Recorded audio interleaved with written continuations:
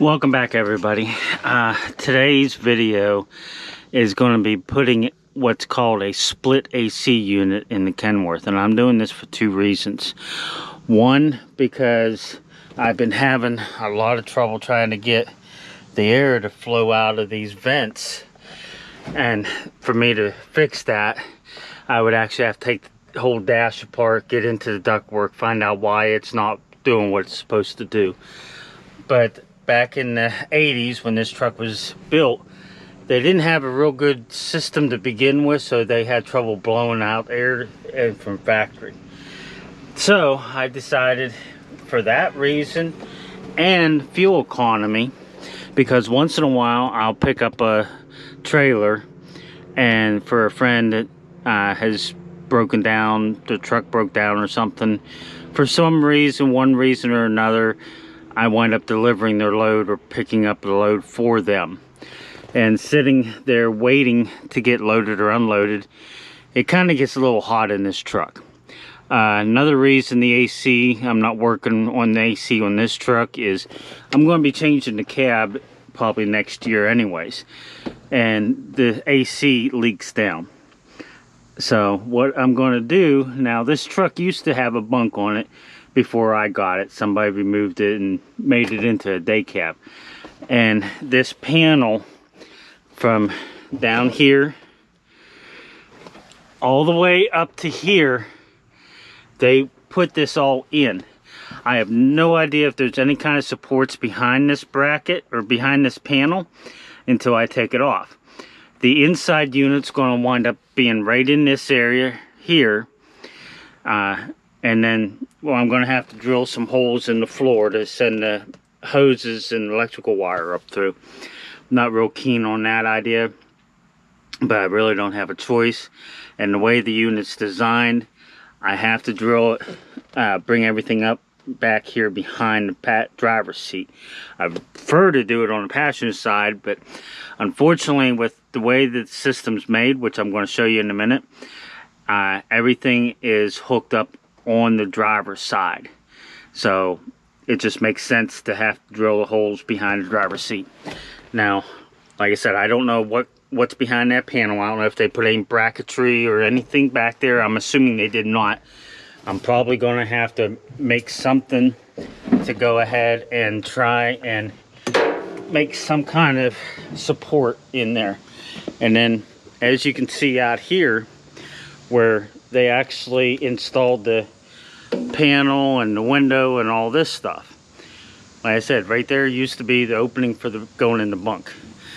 So the outside unit's going to go out here. I'm going to put it up as close to the window as I can. I did some real crude measuring. I don't have to move the spare tire because it will mount high enough not to interfere with the spare tire. Now when I go to take the spare tire out, I will have to be careful not to knock the outside unit around. Okay, now the units, I say units because there's two pieces. This is the outside unit that will be mounted behind the cab, and it's got some weight to it. Unfortunately, these are not instructions to tell me how to install the thing, and I got it from a seller off of eBay out in California called Kiss My Auto. And when it showed up, these panels were all dented, damaged and everything, and I had to tear it apart and straighten it all out. And then it was yellow, and I went ahead and primered and painted it white because the truck's white. So I'm going to, when I get it all hooked up, and hopefully it works, because there is some damage to the condenser inside the outside unit that I'm showing you right now. I'm hoping it's not a leak. I won't know until I get it all hooked up, because I got to put those hoses right there on it, tie the electrical line all up to it. And now the hoses go into the expansion valve on this inside unit. This is the inside unit, and it's going to, I got it upside down.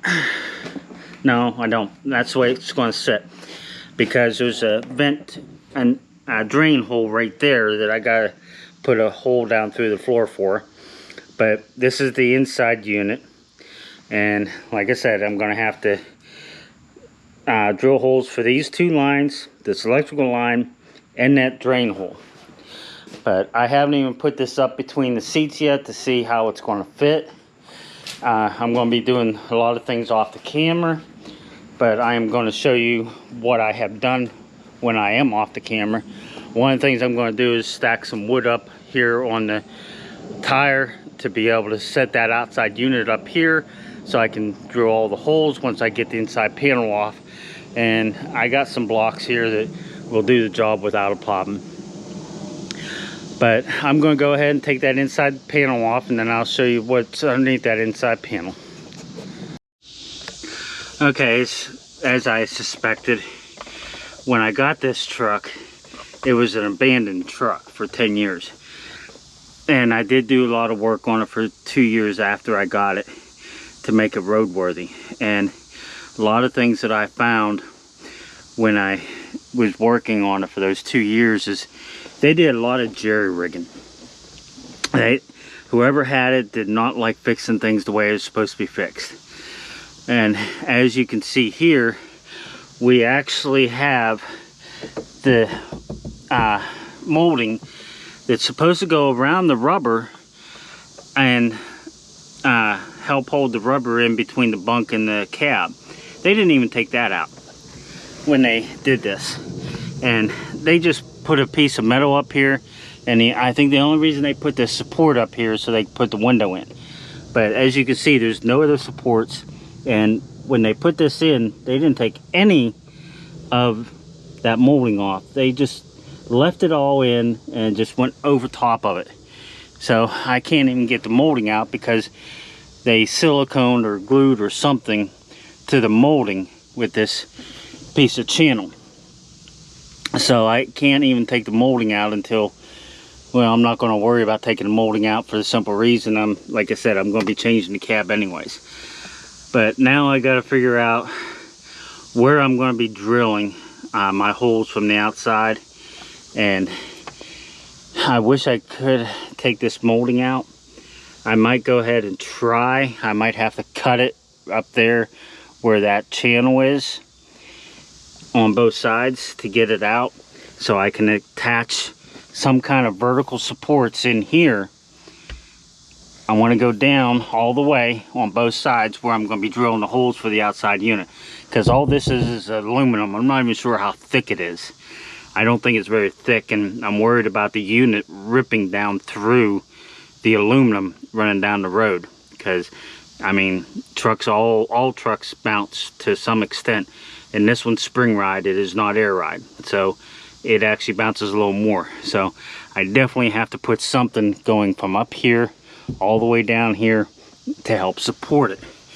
I don't know if I'm going to put another aluminum plate on yet, or if I can do some kind of angle or channel, but I got to put some kind of support in here. But even before I do that, I got to try and figure out about where I'm going to be drilling, because whatever I wind up using, I got to make sure that it will go where the holes are going to be to help support it. Okay, I'll come back to you on the next step. Okay, here's what I come up with. I'm going to take 2 pieces of aluminum channel. I cut a piece of this roof bow out here and over here, so the channel will go down inside it. And then I've riveted this one. I'm going to do the same thing on top of that one over there. I'm going to go ahead and rivet that one. And then I'm going to mount the outside unit, and I'm going to drill through here, out through this, and mount it so it's actually on these. And as you can see, I have it sitting down on the bottom here. So that way, I know you can see a gap here, but once I start bolting this up, it will pull it all together. And with the angle sitting down there on the bottom, like it is, it can't rip down through, because this angle is actually probably 3 times thicker than what this aluminum plate is. And then once I get the outside unit mounted, then what I'm going to do is I'm going to cut a couple other pieces of this angle, and it's not going to be this long. It's just going to be as long as this piece, this inside unit, so it can just bolt up to it just like that. And I'm just going to use sheet metal screws. That's what they sent, and this thing is very light, so sheet metal screws should be just fine. But I'm going to take a couple pieces of angle, bolt it like this to the other angle, so that way I can run a screw up 3 different places on the inside unit, and it will hold the inside unit, and I'll be able to put that panel back up here to help insulate from this. And then I gotta drill a couple holes down here through the floor so I can bring the air lines and electrical line up through and hook them in. So that was my solution for this. So I'm going to go ahead and rivet this one up, and then I'm going to set the outside unit up on the back of the truck so I can figure out where I'm going to set the unit. I mean, it's kind of going to be kind of obvious because I'm going to take one of the brackets off the outside unit off so I can put it here after I figure out how high that unit's going to be and where the brackets are going to be, so I can use as a template to drill the holes through here, through this, so I can mount it from the outside. And once I do one side, and I'll go ahead and drill the holes on the other side, and I'll be able to mount the outside unit. Unfortunately, I have to go through all this because whoever had this truck before I got it did a lot of jerry rigging, and this is the only solution I can come up with to keep it from ripping down through this real thin aluminum.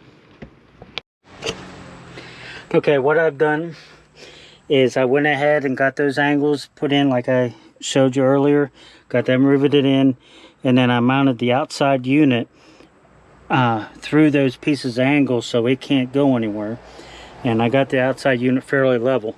My next step is I'm going to drill a couple holes in the floor over here so I can run the electrical line and the air conditioning lines up through the floor and tie into this unit here.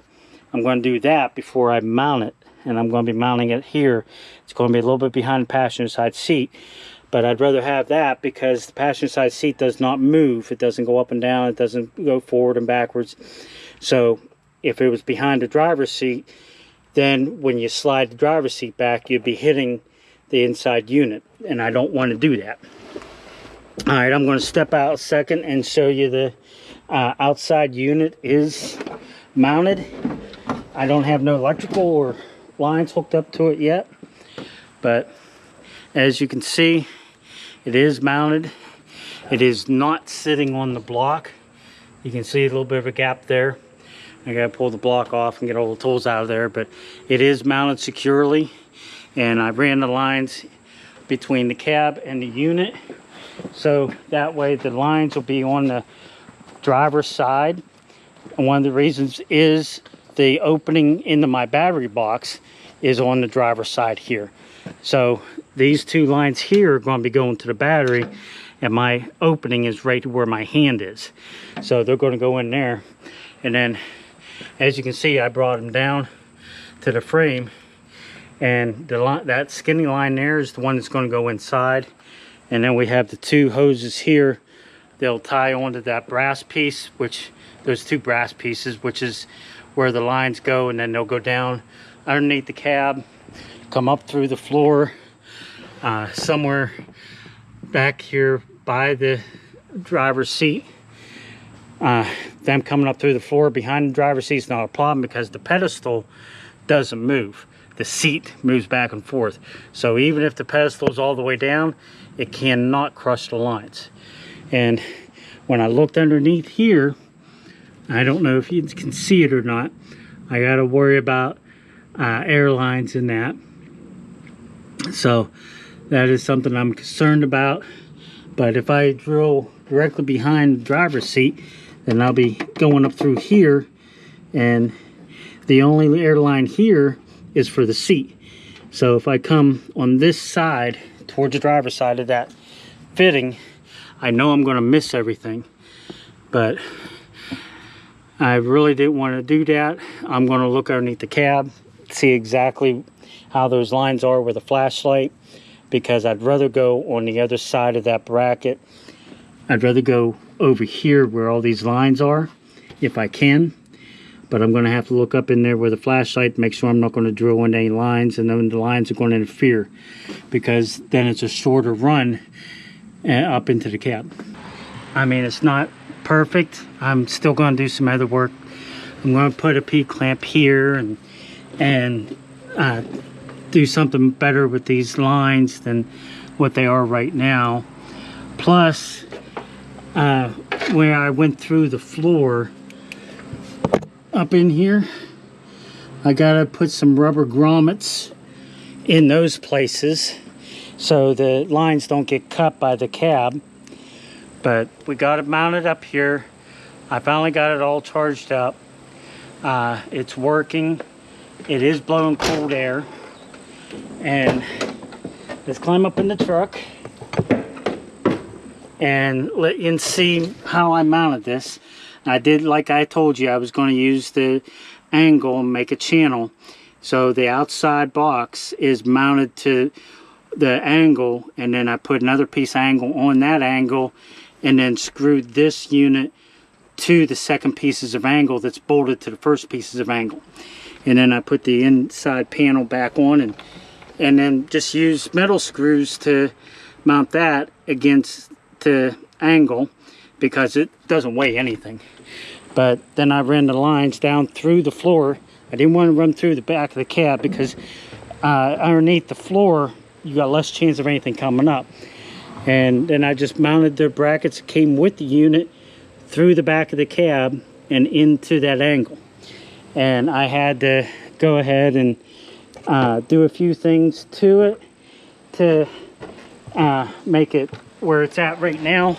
When I first got it, the case was all bent up. I'd take it apart and straighten that all out. Then I painted it, and then I couldn't get it to charge. Even after opening the valves, those valves where the lines go in actually have valves in there that you got to loosen up or open up with an Allen wrench. And I did that, and I still couldn't get it to charge. What the problem was a defective expansion valve, which anybody can get defective parts. I've got defective parts from brand new defective parts from stores and that. And if you work on cars, trucks, you know yourself that you can get defective parts. But as far as the lines go, like I said, I'm going to order some rubber grommets online. I can't get them locally that big for the lines and that, where they go down through the floor. And then I'll put a P-clamp probably on that bracket, and then I'll do something under here to straighten it up. I'm not sure exactly what I'm going to do yet. It's going to be one of those things where I figure out as I go. But I will make a video probably a month from now to say how well this split AC unit actually does work. But that's about it for today's video. Go ahead and subscribe and click that bell icon, because it would help the channel grow and allow people to be able to search and find this kind of stuff, because I searched online trying to find somebody that has used this split AC unit or installed it, and I couldn't find anything on YouTube or anywhere else. So this is probably the very first one that's ever been done, or maybe I'm just not searching right or something. I don't know. But like I said, in a month I'll go ahead and give a review how well this thing works. Everybody have a better day. Thank you.